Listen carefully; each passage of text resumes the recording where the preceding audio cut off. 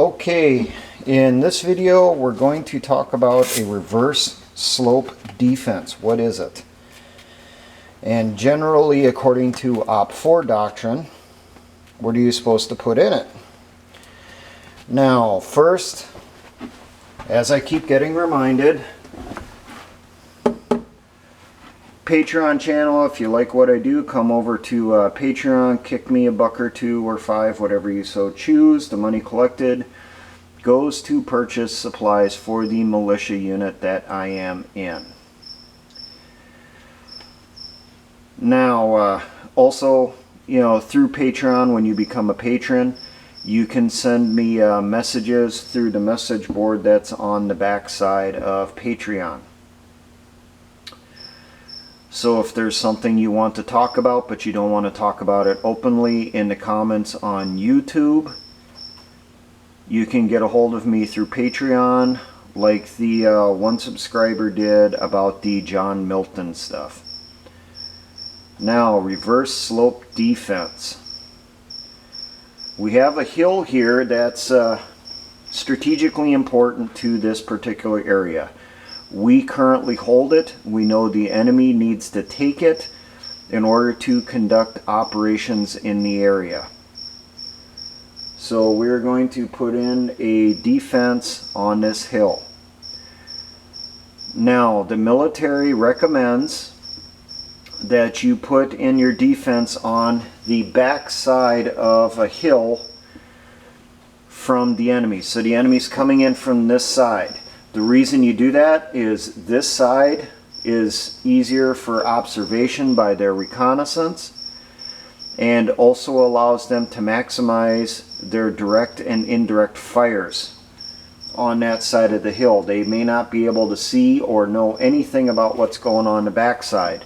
So that puts your defense fortifications, your defense works, your weapons positions out of enemy observation. Now, in order to fool your enemy, you should put in decoy positions on the front side, things that they will expect. Put in trench lines and bunkers on that side. You may not make them as deep as you normally would, but you're going to make them as realistic as possible. Something you can do, which I did hear about this happening a few times during the Vietnam War. On some of these deception fighting positions and that stuff and bunkers, they were booby traps.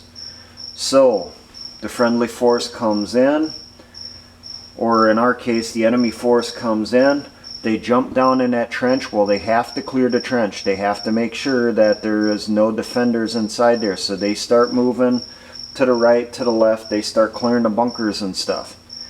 Well, as they're moving down the trench, the bottom of that trench could be fake.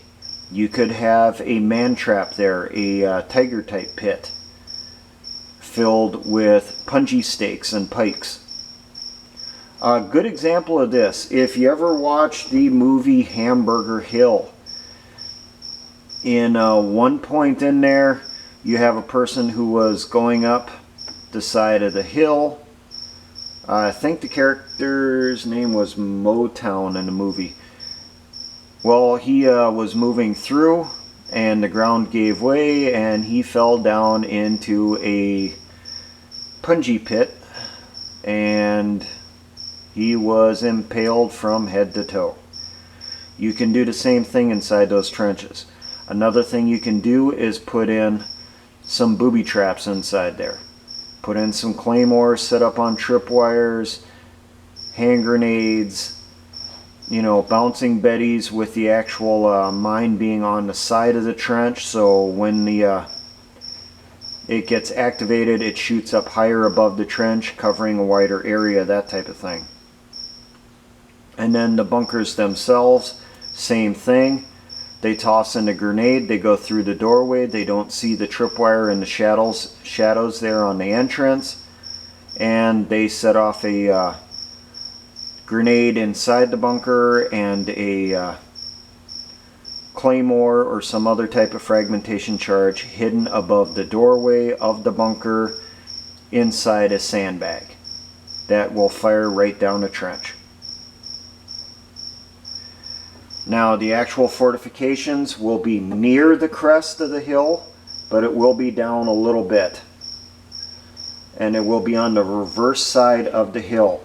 Now it is highly recommended you dig some tunnels going through, that a person can move through there at least at a crouch, at speed if not standing, with possibly some type of pit that they can toss open the lid and fire down on the enemy as they come up the slopes to draw them in.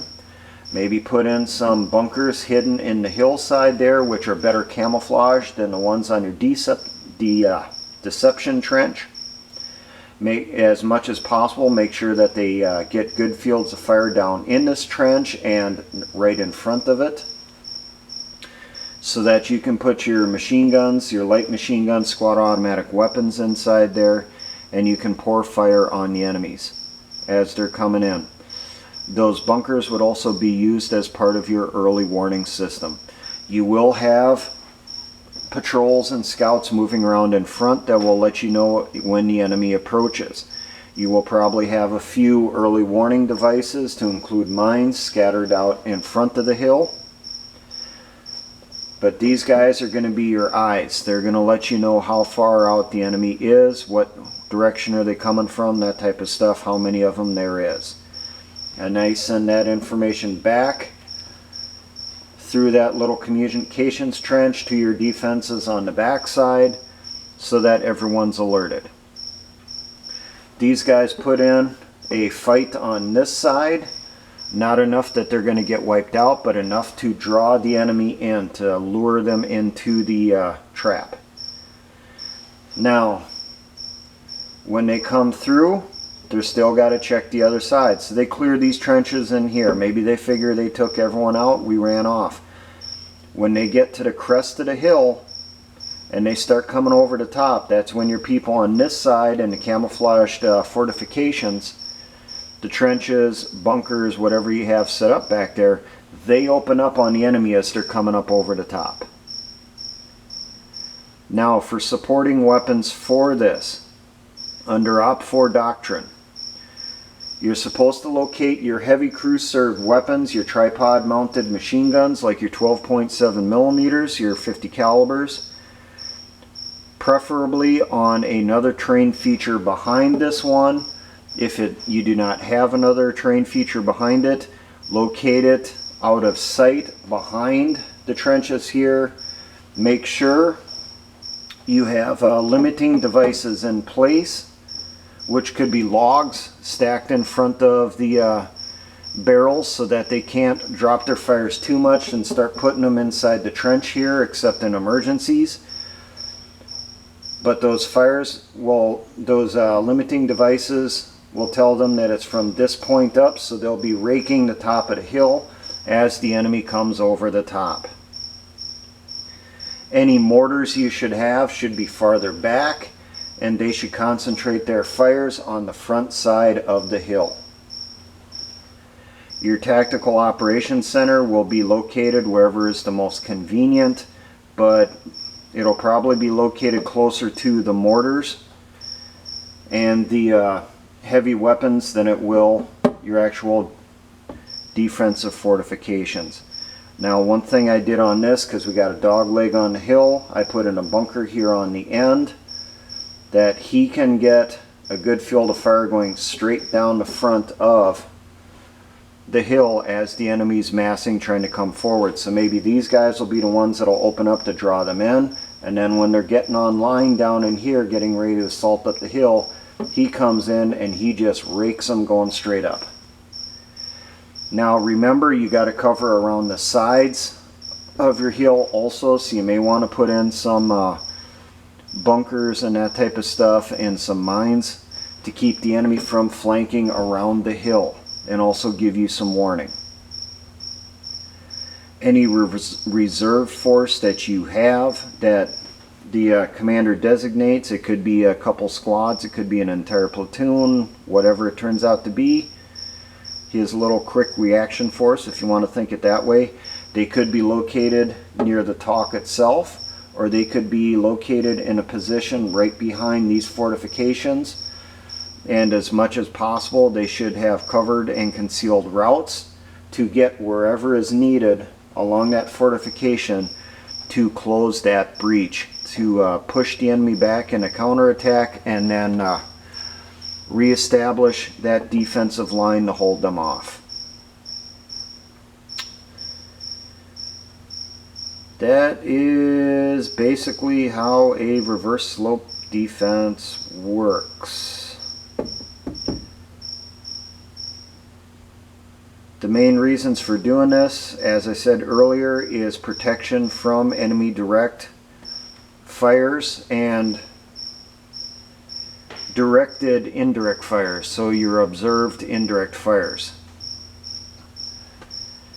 But you don't want to completely close off your vision to the front either, because then the enemy can sneak up on you and bum rush you over the top, so have some type of position on the other side. Now, it could also be that you just have people out on top of the hill in some type of shallow position, some type of shallow scrape or hasty. They're up there with binos, and they just let everyone on the back know that, hey, the enemy's coming up. They don't put in a deliberate position, one that the enemy could occupy easily on top of the hill, and then use that as a strong point to try to get a toehold on your fortifications. So you're probably not going to be putting in foxholes in a trench line on the top that your people are observing from, because the enemy can occupy it, use that as a strong point for their base of fires to get their assault element into the trench to start clearing you out. So any positions on top of the hill that are out in the open should be shallow scrapes, shallow hasties. And then any deceptive fortifications you put on the front, make sure that you would be able to easily pour fires down into them, that you would be able to toss grenades from over the top of the hill down into those fortifications, or fire grenades in from grenade launchers.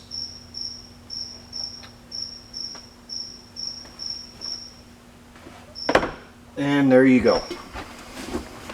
Now, for all my engineer brothers in the Patriot and Militia movements, always remember, essayons.